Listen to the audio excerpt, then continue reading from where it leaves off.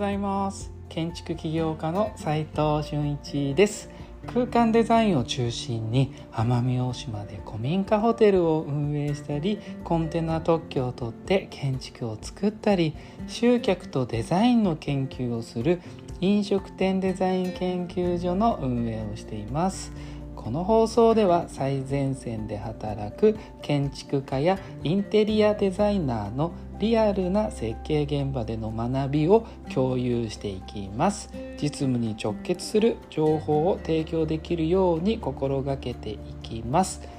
今日はですね、デザインと設計って何が違うのというテーマでお話ししたいと思います。デザインの仕事をしているって言っていたり、設計の仕事なんですよって、よくよく友人のですね、設計者やデザイナーさんとですねお話をちょっと聞いたりするんですよ。基本的には大手とか組織に属している人からは、どうやらそういったお話を聞くことが多いなと思っていて、感覚的にですね、日本なのかな、やることが違う職種のように職種が違うみたいな扱われ方してんのかなって気がしています。これって何をもとに分けられてんでしょうねってちょっと疑問が湧いちゃって、その辺のお話をしたいなと思います。設計ってさ、そもそも翻訳するとさ、英語とかにデザインじゃないですか。でもデザインの仕事していていいねって確かに言われることあるんですよ。でってみんな設計者なんだからデザインってしてますよねって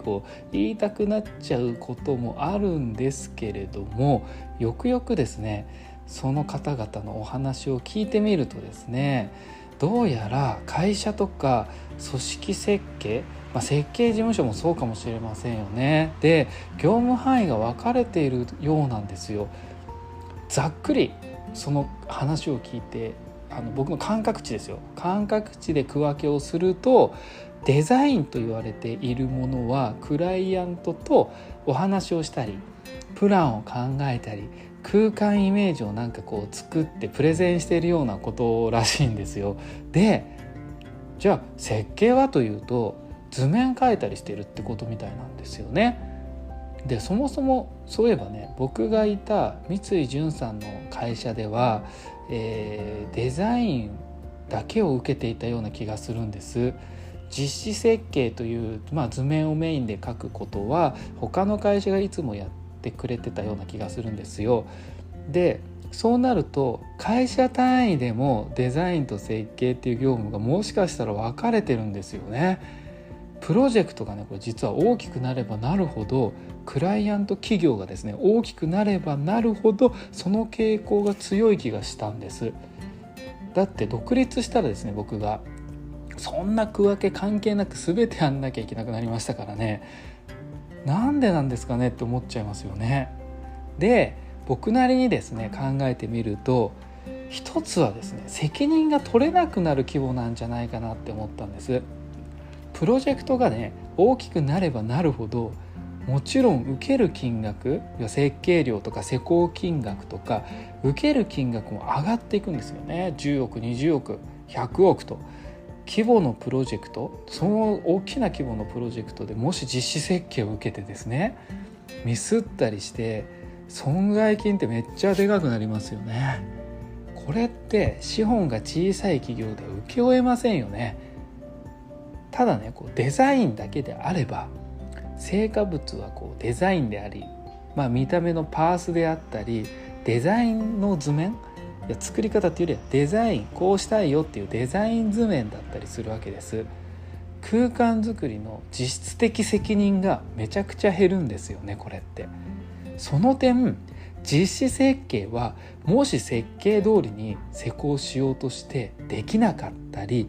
設計通りに施工したことによって施工不良が起きたら、その責任はもちろん受けなきゃいけないので、めっちゃ多額ですよね。それって施工ですからね。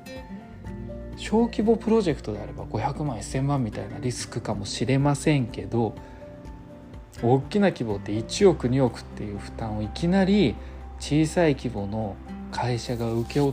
けちゃうと、ダメージ食らっちゃうとめちゃくちゃそれで一発アウトですよね。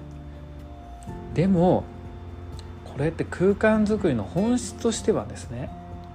両方に意見出せないと本当に良い空間ってできないと思うんですよね。デザインと設計をもし分けるとするならば、そこの2チームがめちゃくちゃコミュニケーションが良かったり、意思疎通がすごい柔軟にね、できている、言いたいことが言えるような上下関係のない組織体制がめちゃくちゃ必要だと思うんです。プロフェッショナル同士がね作り上げるチームってすごいいいじゃないですか。クオリティが高そうで。だけどなんていうんですかね、そこのコミュニケーションがすごいうまくお互い知らないと、お互い配慮してお互いのことを知らないと、まあいい空間はできなそうですよね。そんなチームね、僕の感覚値ですがあんま多くなさそうなんです、日本で。まあ世界でもあるか分かんないんですけど、でもそんな僕はね知らないんですよね。でその点同じ組織内のチームの方がなんとなく良さそうですよね。同じ会社とかね、デザインも設計も一緒なとこですよね。さらには施工も一緒となると意思疎通統一がめちゃくちゃうまくいきそうですよね。まあ大きくなるとそうでもないんですけどね、実際は。ただ簡単だってことであって、その組織体制コミュニケーションのやり取りがでクオリティの高い空間を目指すのであれば、別の組織形態ってものも考える必要性があるよねって思ってるんです、最近僕。で海外ってどうやってやってんだろうなとか、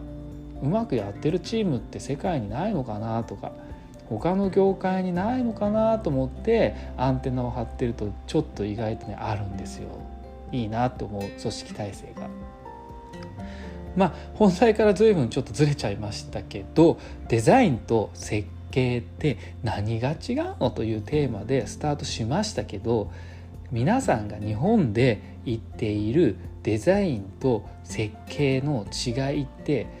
計画と図面っていう区分けな気もするんですよね。これって社会への提案と建築技術の向上の違いとも言えていて、だからどっちも大切なんです。どっちが上とか下とかなくて、あってはならなくてだ、逆に言うと目的が違うんで、ただ今の組織を見ているとなんとなく上下関係って生まれてる気がしません？皆さんの会社どうですかね。それって仕事を取ってくるデザインとですよ、施工する設計というふうにポコって分かれている気もしていて、今の日本だとですね、需要と供給のバランスを考えると仕事を取る方がプライオリティが高く組織は設定されている気がするんです。